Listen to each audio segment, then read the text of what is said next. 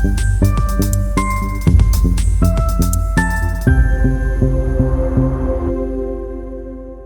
Ali. Hello, Hey, how about you how today? are you? Yeah, good, good, good, Yeah, good. I'm good. I'm feeling a bit nervous now. Like as you were talking, I could just feel a bit unsettling in my stomach and my body kind of jittering a bit. But no, Yeah, I'm excited. yeah, yeah. Look, it's totally understandable. My guess is once we start talking, you'll forget about it. Because it's just you and me. I know there's people watching, but it Yeah. doesn't matter. This is you and me. hmm So we've connected a little bit, you and me on some calls and by email as well. So I know a little bit about you. And I was drawn to work with you over this next few weeks. Um, do you want to share or let me know what comes up for you? What was it that drew you to wanting to do these sessions? Definitely our last live call. Um, yeah, I know that you and I connected then, me just opening up, and I felt really comfortable in letting that flow. I know we kind of just had like a play scenario, but I guess I just really opened up and felt comfortable in that moment. And I was aware from module 5 that there was a lot of, yeah, my awareness is just out of control at the moment in terms of like areas that I want to heal or discover more about myself. And I'm kind of like, and I asked you this, whether it was the time to reach out for my holistic counselling sessions. Yeah, in that moment, I felt like I really needed it. So module 5 brought out the holding space for others and the need to like intervene, or um, I found doing the exercises or just working through the module, that kind of something that's always limited me is that the need to be heard. So although I get a lot of feedback from like friends and peers that I'm really empathetic, and they feel like they can come to me for things.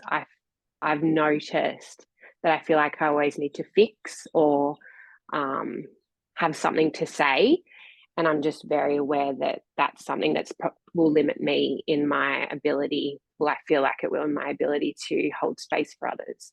Mm, mm. So really great awareness. I mean, that's fantastic that Mm. you're in a space where you're noticing all these things. Um, so I'm curious, besides that, besides the need to fix and all the things that you just spoke Mm. about, what if it was like a personal thing that you're here for? What if is what if that was just a thing that got you through the door and there was something else underneath all of that, that if you could deal with that or resolve that, then everything else would just work itself out. hmm Yeah, there's been a lot of heaviness, I think, since in the last month, like a lot of heavy energy. And I'm aware that there's a lot I need to work through in terms of like my environment, my family dynamic, and I know it's on me, like my relationship to self and my connections with others. Like my connection to myself obviously affects my connection with others, but just a lot of heaviness in the dynamic of maybe an expectation that I had with my family. So a bit of context. I'm about to have a 3-year-old who is the one that taught me to heal. Um, yeah, made me aware of all the things I need to heal. Um, but yeah, I'm just holding on to a lot of like heaviness around expectation of support from parents, and yeah, I guess a lot of my shame and guilt that I hold in my parenting myself. Um, And I know, again, my awareness is out of control. I know it's related to like trying to live up to societal expectations and the kind of perfectionist or need for control in myself. But it's really, yeah, it's affecting my parenting and how I want to show up as a mother. It comes out of, and I'm a lot better, but a lot of anger and frustration and resentment. So, yeah, that's what got me into this space of doing this work. Like, I felt I had a higher purpose in terms of how I can serve others, but also wanting to heal myself. Mm. Yeah. So you talked about, you said the word perfectionism, and before we got on the call, you, that was one of the cards that you chose from the inner child deck as well, that idea of what the perfectionist child. Mm. How does that show up like in your life now? Um, Definitely mothering, like, and the control piece, like feeling like I had to do things a certain way. And obviously having a child, not like a child that's a mini me, strong will and temperament, like you can't control a lot of things in motherhood. Mm-hmm. So that has really obviously triggered me a lot and made me feel a lot of shame and guilt for being angry or frustrated and um yeah, not being that loving, nurturing mother that I want to be because I hold all of this emotion in and don't express it. Um, I don't feel I express it in a healthy way. Um, and yeah, so the need for perfectionism has shown up a lot in wanting to mother a certain way, and but whether it aligns with me fully, yeah, it's opened up a world of like hurt, I guess, of yeah, not being the mother that I want to be for my daughter and just being the person that I want to be that aligns with like my true self. Mm. Mm. What about in other ways than motherhood? Does it show up in other areas of your life as well? Yeah. Um,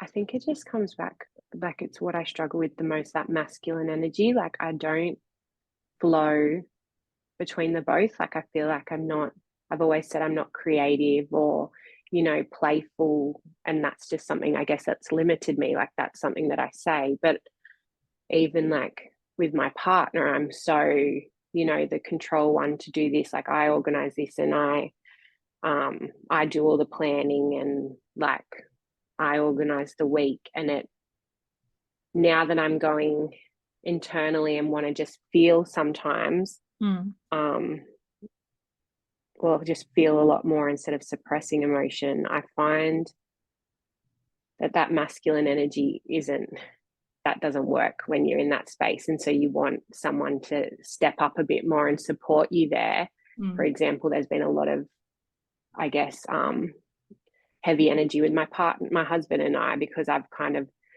wanted a different level of support, but yet I've never given him the opportunity to give that to me because I'm always in my masculine. So that's really been a challenging like few weeks, kind of probably not delivering a message the way I want to, of wanting more support. Mm. And yeah, I just really struggle that perfectionism or the masculine or the control. I struggle with that in my relationships. And it again brings up that Mm. shame and guilt that I can't be who I really want to be with Yeah. my husband as well. Yeah. Yeah. So Mm, so I'm curious about that. So mm. not being able to be who I want to be. What do you mean? Are you talking emotionally or what? Yeah. Yeah, yeah. So I just like, I've realized and I've this is like building myself in a business as well, like wanting to connect with people that I guess I'm trying to show how it's got me to this position. So like my life to kind of a burnout that, you know, that dark night of the soul or whatever you say that really made you realize like Mm-hmm. this is not the life that I want, or this is like, what am I doing? I've got all the things, like I've got a healthy daughter, a husband, a beautiful house to live in, like a career that I worked so hard for, but feeling so empty. And so as I actually wrote down my timeline to burnout, I'd realized that whole time there'd been so many pivotal moments where I'd never actually sat and felt the emotion of those pivotal moments. And something that's really come into my awareness is my memory. Like I just do not have vivid memory from childhood or probably pivotal moments, but just the emotion that was felt. So I've just suppressed my whole life and kept up with the busyness to suppress it all. Do you know what I mean? And so I know that there's so much still in there, and I've finally tried to, even though it feels unsafe, to sit with some emotion. Well, I feel like I have, and it's it's really, really, I'm gonna swear here, really fucking difficult to just, when you're not used to doing it, it goes against everything that your body knows. Yeah. Does it feel like, I get that feeling of like when you're out of control of something, it's like emotions can be, they're fleeting and can be flowy, and you know, if we're not used to that, it can be quite scary because we want a sense of control. I want to control and I want order in my life, and emotions are sometimes not order. They don't come up, they're not ordersome, right? Is that what you mean? Absolutely. Yeah, it's so difficult to just kind of surrender to it. And also knowing that, like, how many times I've said this to Locke, and I know I can't change this, and Locke, being my husband, is like, why could this have not happened before having a child? Like, I know she's been put on this earth to teach me everything, but it's just the ripple effect that has. So like me sitting with heavy emotion and being like, you know, just flat, or like just not being able to show up the way I want to, it's reflected onto her, and her energy is like, you know, she's acting out because she's not getting what she wants from me. And so the ripple effect that has, and just also sitting with that as well, has been really, really hard. But it's also made me realize, like, my whole life suppressed emotion. So I know that there's so much stored in my body, and I know my nervous system, like I can't sit in stillness still. Like, I'm slowly getting better, but my nervous system's still really just heightened, I think, from just living a life of, you know, in that pretty much fight or flight. Yeah. Right here, right now, in this moment, what emotions are you feeling right now?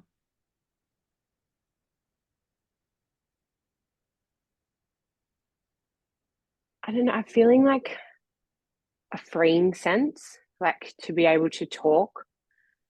And this is something that I've been seeking, is like, I want to be able to release.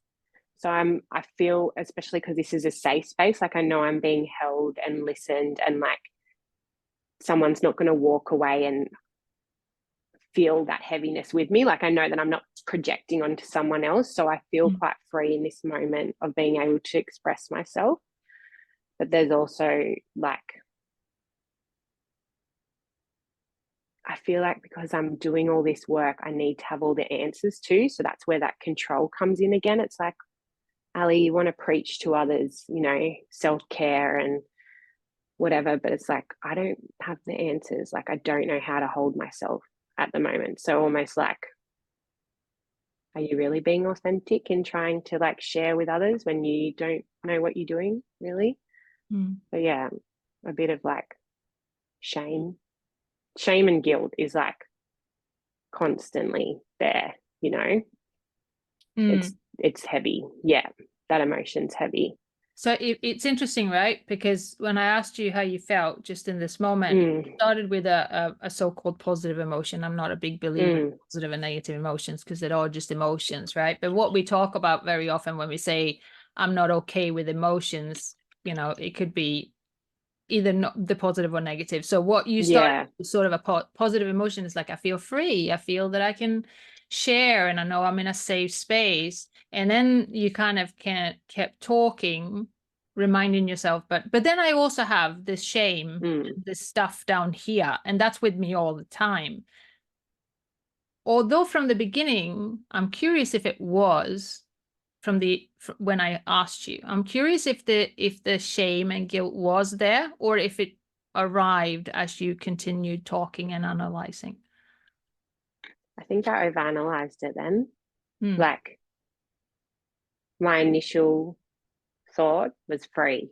Like I Okay. feel free and safe in this space. Yeah. Do you know what I Okay. mean? Yeah. So that's interesting, right? So Mm, and when you were in that space of feeling free, even for that short bit of time, doesn't matter how long it was, that's what you felt. You felt that, and mm-hmm, then it went into other emotions. When you felt that sense of freedom, you were actually embracing what you were in. mm, mm, You were actually holding the emotion. mm. I don't care how long it was, but it was there. You Yeah. held it. So I'm curious if it's true that you're not capable of holding or anything like that, or maybe you are capable. You're just finding ways to talk yourself out of it. Yeah. Something came up in a conversation, like I was in kind of a mastermind just before this. And it was really interesting that you say that is like, those little golden moments that pop up into your awareness, that intuition and how you think of it for a moment, but then ego plays in and it convinces you out of it or like puts all those safety. That's exactly kind of what I did there. Like I know I definitely don't reflect on positive things enough. Um, it's something that I am trying to be more of, especially how far I've come in my awareness and growth since starting this. Like I can sit so much in like, oh, like I don't have the answers. There's that perfectionism coming up. But like to actually go back and go, no fucking hell, like how far you've come in 6 months and the changes you've made. Yeah, I don't celebrate it enough. Yeah. Mhm. So that's a very similar thing. Like, Yeah, yeah. yeah. So if perfectionism was a person, a part of you, a part you play, tell me about them.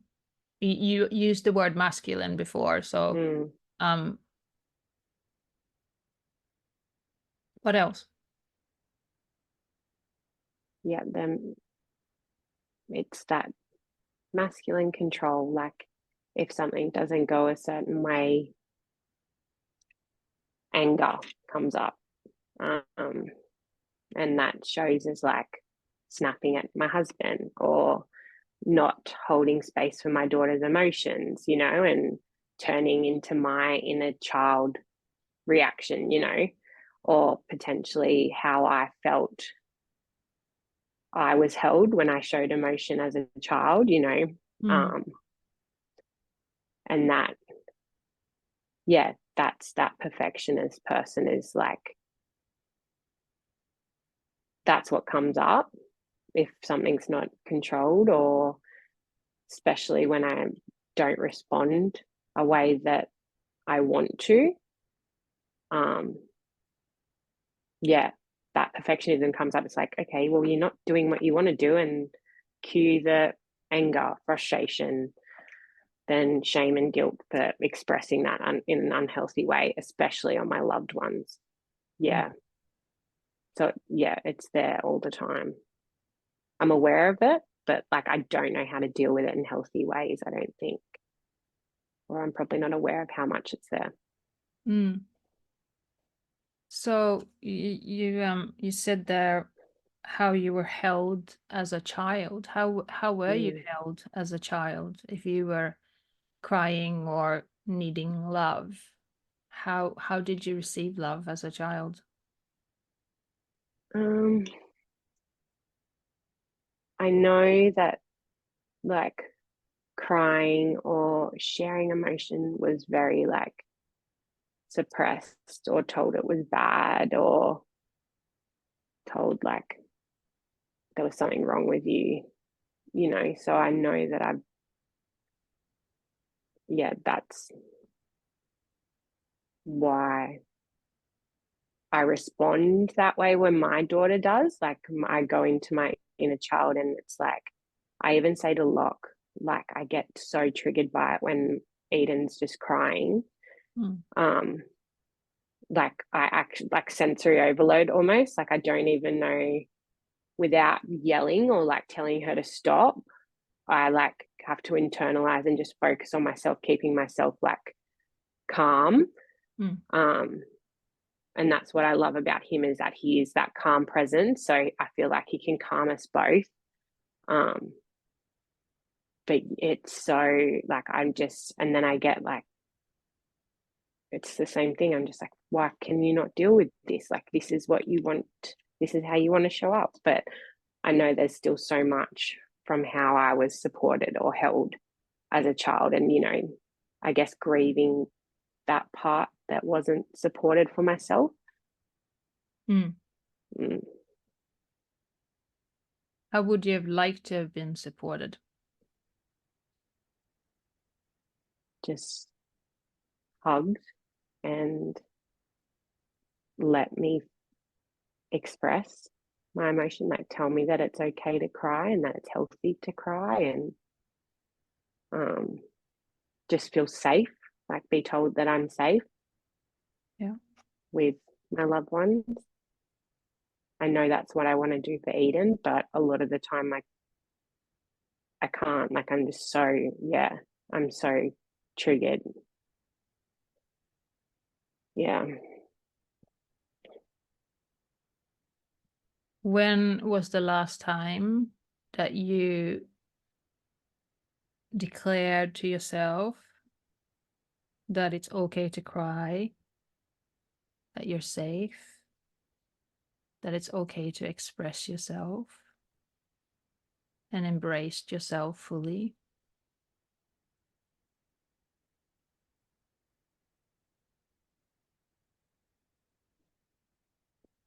never.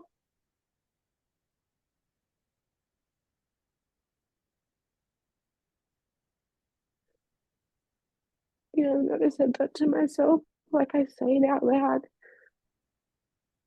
I say it out loud and I say it in my head like to Eden.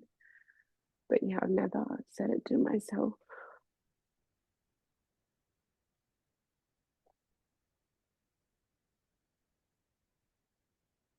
Yeah, and I'm like aware that you need to almost like reparent your inner child, but yeah, do I action on it? No. Yeah, and it's almost like I seek it from others, but not good at communicating that that's what I need. That's that's what is needed. You know, like that's what I had a blow up with Locke about. Like I just said I wanted more support, but that was obviously what it was. Like just to be held and told that it's I'm safe and like I can express myself.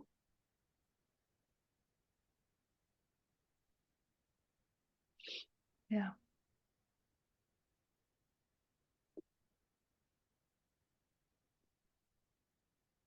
It's really interesting being like this is all I want for myself, but it's really interesting seeing how that like one question from you really allowed me to go inward.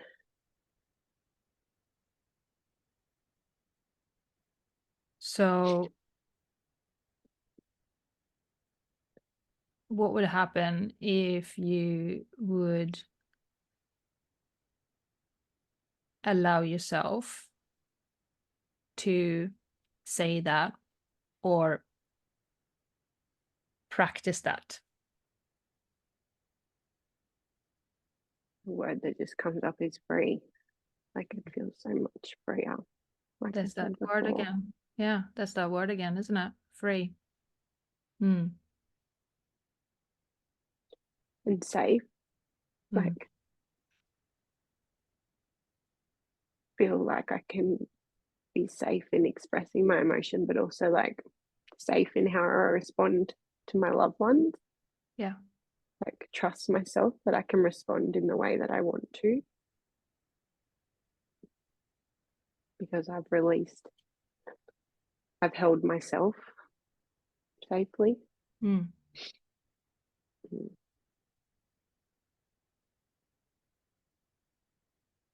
See if you can put your hand on your heart, and you can close your eyes if you want.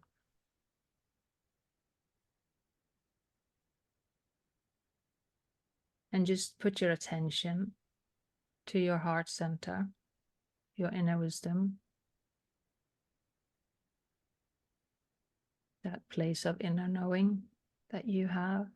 You don't have to try and get it or work hard to find it. It's always there, always, 100% of the time.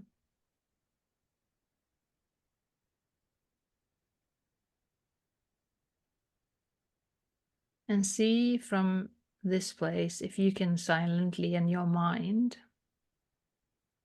speak to yourself and remind yourself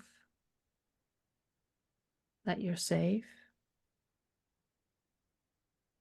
It's okay to cry and feel. And it's okay to express yourself. It's okay to be you.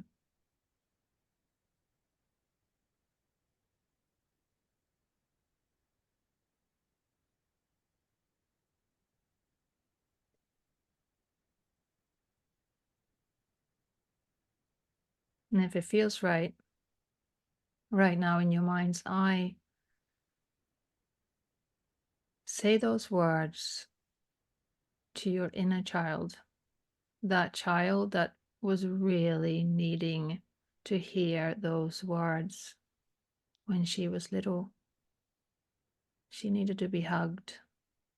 She needed to feel safe, safe to cry, safe to show emotions, safe to be herself,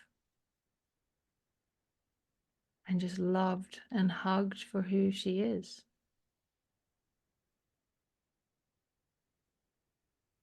Tell her,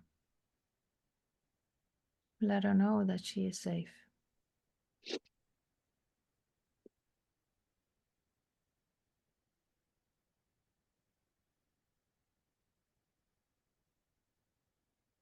Sometimes when we have experiences in our childhood and we learn certain behaviors to protect ourselves, we continue with those behaviors because it's a shield to protect ourselves from the outside, to keep us safe. And we put up those barriers because we don't know what else to do. So when we don't feel loved or like we matter and that it's okay to be us, we might put up a barrier, protect ourselves, protect our emotions. And we move through life like that. And in the beginning, that's easy. Until one day, we realize it's not working anymore because it may be stopping us from being able to fully receive love. The barrier is not as good for us anymore, doesn't serve us anymore in the same way. So we need to go back and we need to undo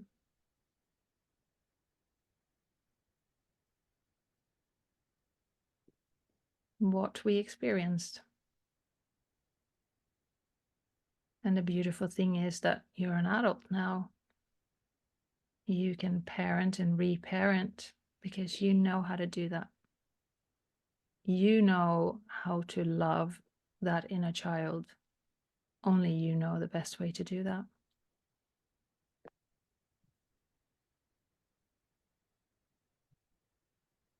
You can take care of her now. You don't need anyone else.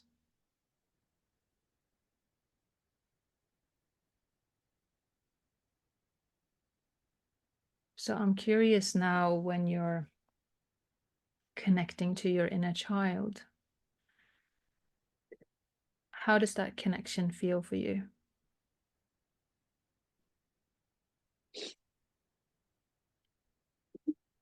Just free again and safe and supported.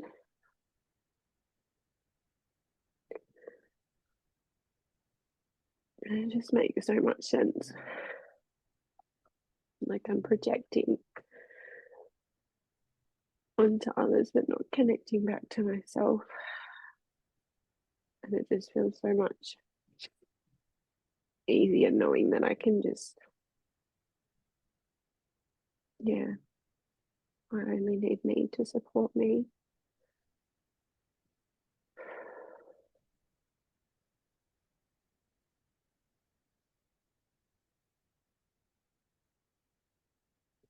Beautiful. You can open your eyes when you feel ready.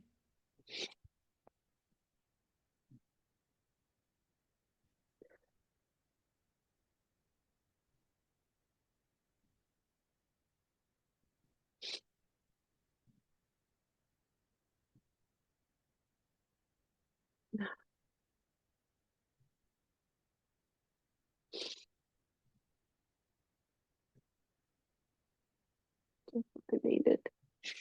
Mm.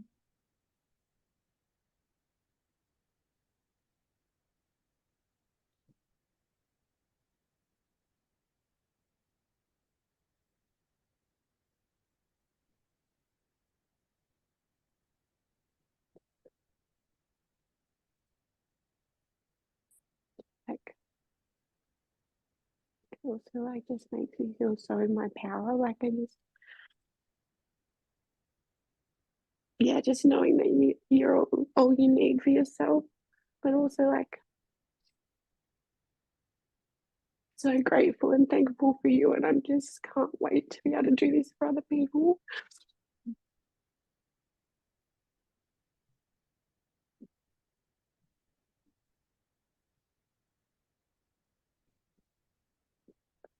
Yeah, it's really special. And imagine the benefits just on the people around you. Yeah. When you're giving yourself that gift, Yeah, your child, your partner, the people you love around you.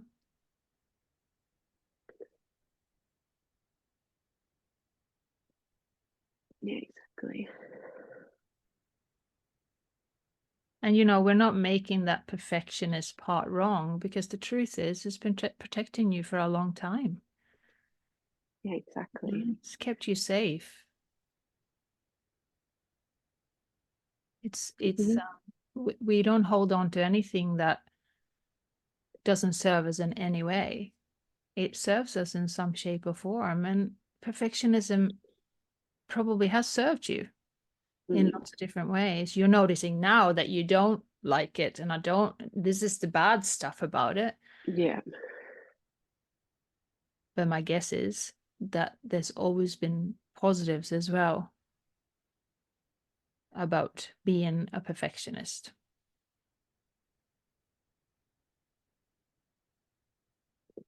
yeah, and that's what I need to look at as well.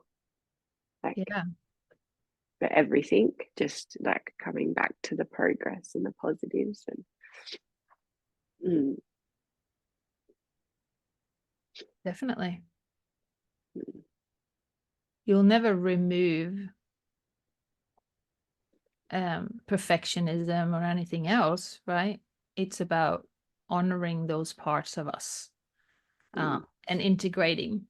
I know you spoke about perfectionism, and it was almost like on the other, which was like the masculine, I'm going to do this it needs to work. I need to make this happen. Yeah. And then on the other side, you brought in that sort of sense of freedom, like this sort of like going with the flow kind Mm. of persona, right?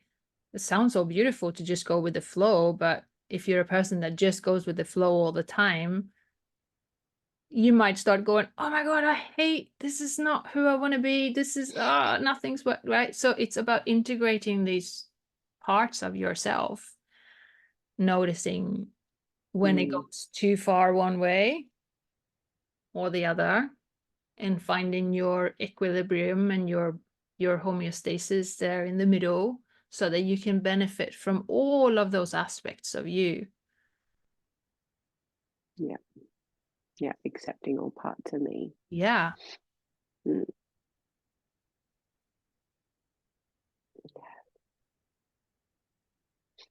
Yeah. I just feel, come back to that word free and safe, Mm. knowing that I am the only one that needs to support me.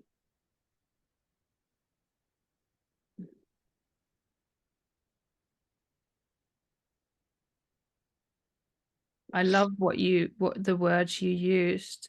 Um, I'm safe. It's okay to cry. It's okay for me to express myself. I am held. Like that is really that's such beautiful words. You know, even if you would, in midst of chaos or when you're falling into getting into the anger of the perfectionism, when it's kind of going Mm. towards the red, it's okay. I'm okay. I'm safe. Mm. I've got me. You know, getting into that space. I wonder what will happen to the extreme emotion if you just, Mm. it's okay. Nurture and love yourself, nurture your and love your child at that time and Mhm. go, hey, love, it's okay. I've got you. I've got you. I know you're sad. I know you're upset. It's okay. We've got this. We can do this. You're not alone.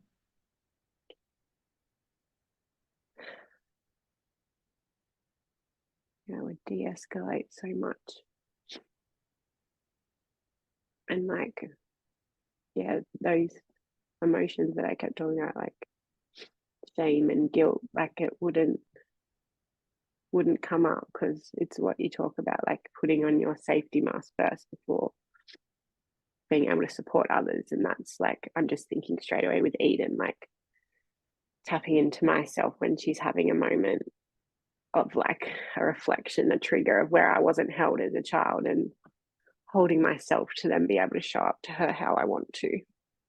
Yeah. Mm. Again, feel so free knowing like that's all I need to do. You know, I've kept saying like,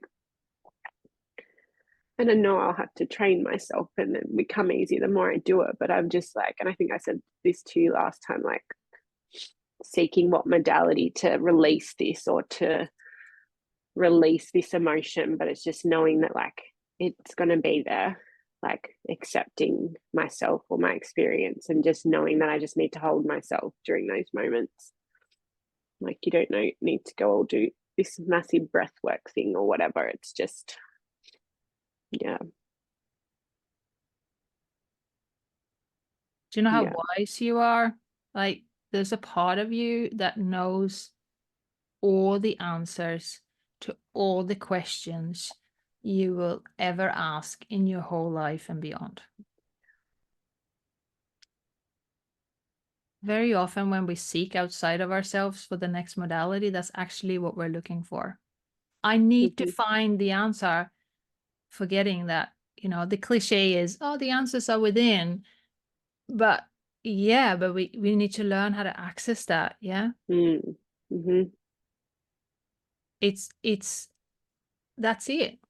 And breath work, all that's great, but you don't need it in order to do it. You need to do this. You need to do the Yeah. inner work. Yeah, that's it. Then you can do breath work and do lots of fun, cool things. Um, because you're in a different space. You're in a nurturing space and you'll get even more benefit from it. And I'm wondering what will happen as well, because I know you picked another one. And when I picked a card for you, I got the same card. The playful child, I just shuffled the deck and did it before we met. And you actually, that was the first thing you said. That was the I was first thinking, one. Yeah. how funny. So I wonder, Mm, curious what will happen with that playful you. can't wait. I Yeah. can kind of sense that like bubbling kind of, oh. Mm-hmm. Yeah. There's a lot of excitement there. And I'm curious if that's your access point to finding balance, Yeah. being playful. Yeah. And I've like known that that's what it is, but I can't access it. I'm like, how do I access it? Like it's this heaviness masculine is always there and it's controlling me. And Mhm. yeah, got a Well, simple answer here. yeah, well, you access this through this, because Mm-hmm. once you get into I am safe, it's okay to cry. It's okay, because guess what? Playfulness, creativity, where does that come from? Release. It's okay Mm-hmm. to be me, right? That's where Mm-hmm. it comes from. It comes from that. It comes from the it actually comes from sometimes anger being released, or Mm-hmm. whatever, it's being released through through the lens of creativity, through the lens of playfulness. And I'm wondering, when you're affirming to yourself that you're safe, it's okay, and then the access point to freedom is your playfulness. Yeah. Yeah.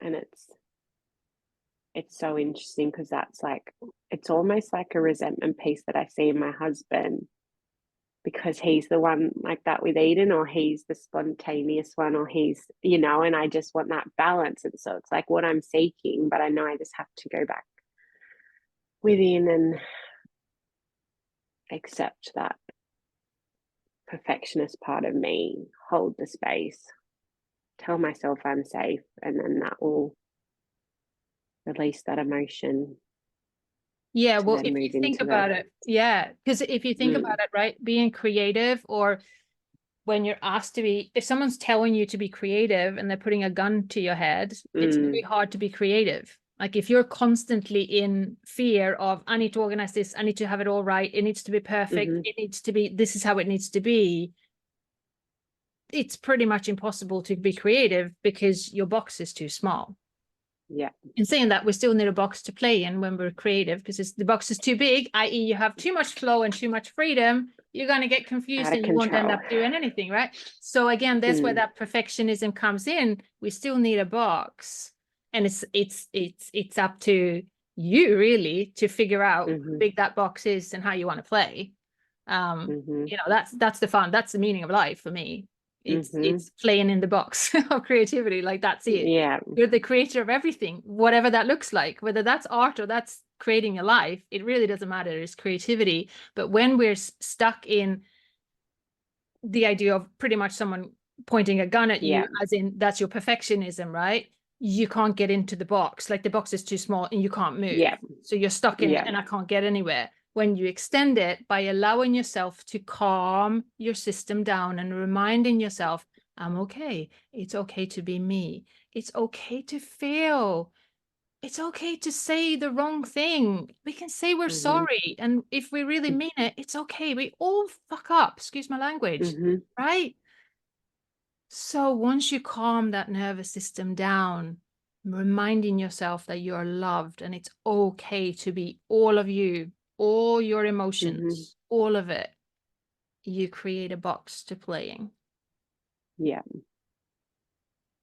And something so cool that you said there that just came into my was that like you have this like I built this perception of what creativity looks like, but it's what's creative for you, like, and what's creative for me could be different for you. And definitely for me at the moment, like not acknowledging that I am like literally fucking creating my life, like no one around me, not to compare, but I just like I don't have that external encouragement.